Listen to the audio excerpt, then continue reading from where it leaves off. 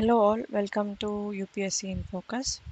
Today we are discussing about how to read the Hindu in 30 minutes. So welcome to UPSC Infocus. I'll break down how to read the Hindu newspaper effectively for UPSC preparation.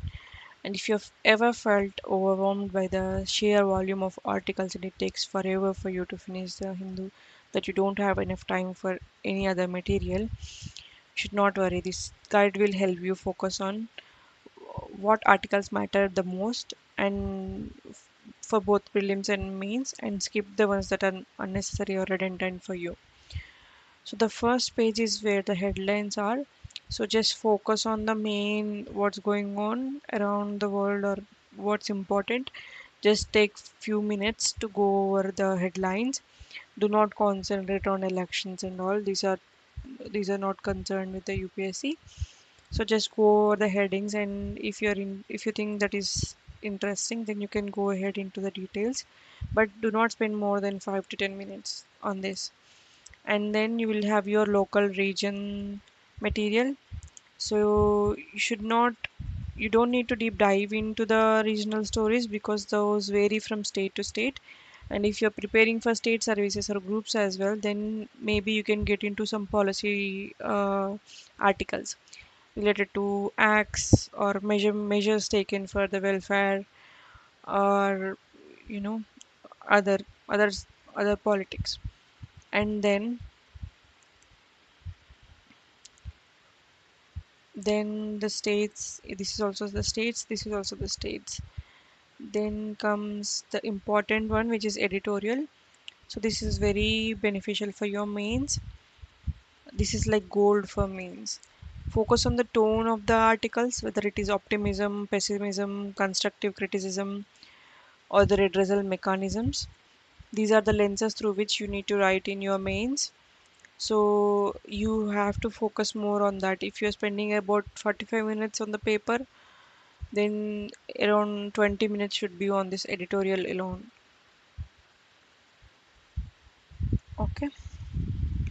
And then is your technology. Sometimes you see science and technology, so you do not skip anything in the science or technology. You have to go through each and everything in the big letters. Whatever is in the sidelines or very small font, then you can ignore. Okay.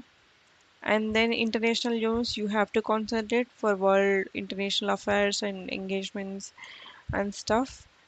And then do not focus on polls, those are no use to you. Then business pages can be very tricky. You should not waste your time on the quarterly results of any company or any organization. Don't focus on profit or loss reports. Should not focus on stock updates. They are too volatile, so that those don't matter to end of the year UPSC exam.